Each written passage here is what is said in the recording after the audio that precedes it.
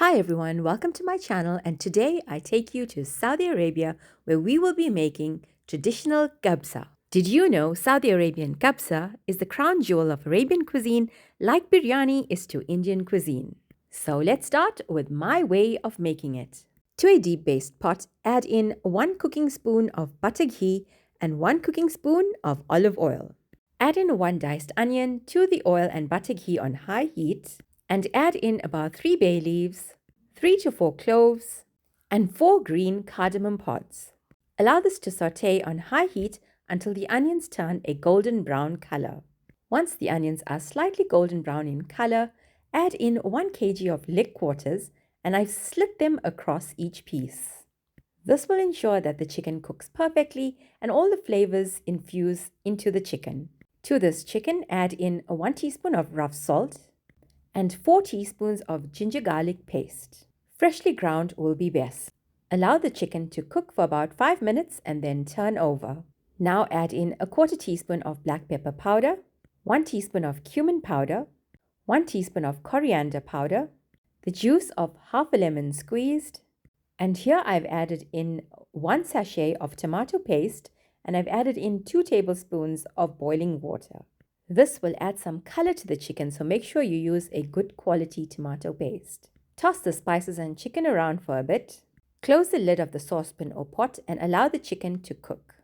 Turn the chicken over after 10 minutes and allow it to cook again. Add in about a 1/4 cup of boiling water and allow to steam again for another 10 minutes. Once the chicken has cooked, remove and place into a casserole dish. The remaining sauce that's left over in the pan we're going to use for our rice. But before we head on to our rice, I'm going to sprinkle some black pepper powder, cayenne pepper, and cinnamon powder, and then bake this chicken at 180 degrees Celsius for 15 minutes. Now let's head on to making our rice. To the sauce that was left behind from the chicken that we cooked earlier, I'm going to add in 2 cups of basmati rice with 2 cups of water. Stir this around and close the pot to allow it to cook until no water remains. It should end up looking like this. Leave this aside and let's make a garnish to throw over our kabsa. For the garnish, I'm going to add in 1 tablespoon of butter ghee to a pan, then add in 2 tablespoons of almonds or pistas and 2 tablespoons of raisins. Here I'm using seedless raisins. Allow this to saute until it starts to bubble and sizzle. Now that we have all our components ready, I'm going to place this over a serving tray, starting with the rice. Once you've placed your rice, add in your chicken pieces. Slitting the chicken pieces also gives it such a distinct and dramatic look. Throw in any remaining sauce that was left over after we've baked the chicken. We don't want to miss any of the flavors.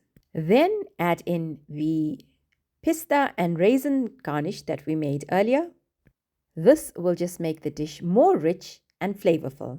Lastly, and this is optional, you could add in some lemon slices and drizzle some freshly chopped coriander just to add some more color to the platter. Serve while hot in the platter, and many households in Saudi Arabia eat together from the platter. If you do try the recipe, don't forget to let me know how it turned out. And as always, don't forget to like, comment, share, and subscribe to my channel, hitting the notification bell so you don't miss any of my uploads. Catch you in the next vlog.